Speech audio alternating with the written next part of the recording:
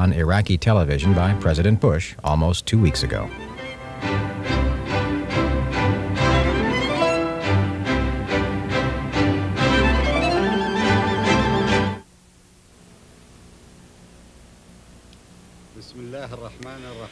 In the name of God, the compassionate, the merciful.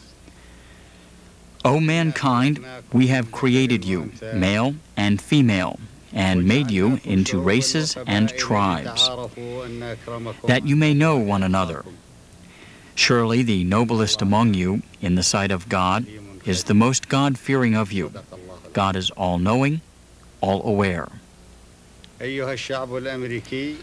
American people, peace be upon you. I said, Assalamu alaikum, rather than good morning, or good evening, which would have been more in line with the ways of the West, because when the Arabs greet other people, they use the phrase Assalamu alaikum. Hence you see at the outset that the Arabs believe in peace, even when they greet non-Arabs. They also commence their address to others by words of good wishes, optimism, and a desire for peace. This is part of the tradition and heritage of the Arab nation and Islam, to which we are honored to belong. I address you now after President Bush has appeared on our national television. He expressed to the people of Iraq his views on the current crisis in our region. As I address you to express our point of view, within the space of time available to me, my concern will be the great majority of the American people, not those involved in the business of politics. It is the great majority of the people that constitutes the essence of any legitimate human issue in accordance with the concept of democracy. Accordingly, I find it necessary to reiterate certain matters already known to professional politicians through their work.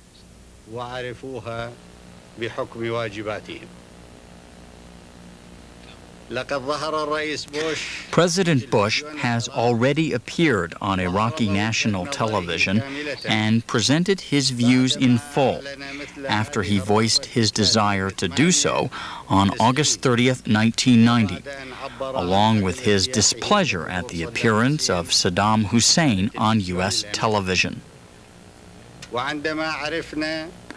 Once we had known of President Bush's desire, and out of respect for American and Western public opinion in general, we welcomed the idea through our Minister of Information. Now that President Bush has expressed his viewpoint, I should like to present to you some important views held by our country and by our nation. President Bush has said to the people of Iraq that the U.S. administration had no quarrel with them.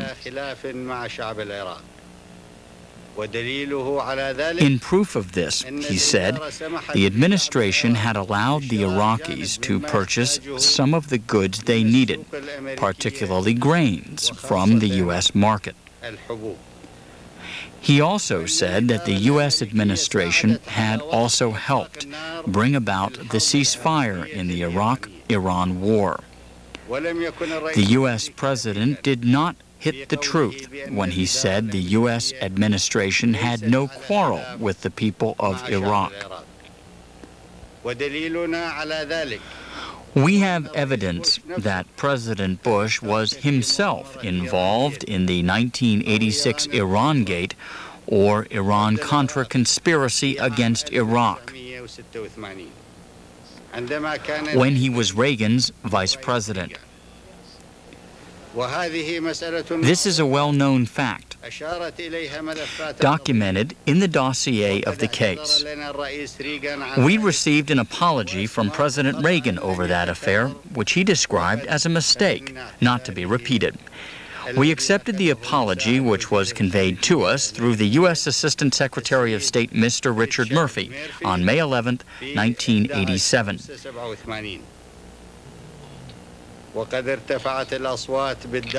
Voices had already begun to be raised in the U.S. and Britain for economic, technological, and scientific sanctions to be imposed on Iraq, well before the emergence of the current Gulf crisis. Some of the measures taken against Iraq, including the embargo on the export of grains and other commodities, had already been discussed and adopted by the United States, Britain, and other Western countries before August 2, 1990.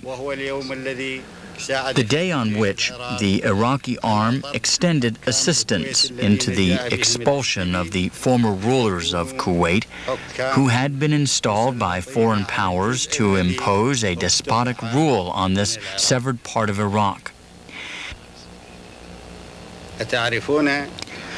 Do you know, ladies and gentlemen, why the Bush administration and its ally, Mrs. Thatcher, took those measures to boycott Iraq even before the emergence of what has come to be known as the current Gulf crisis?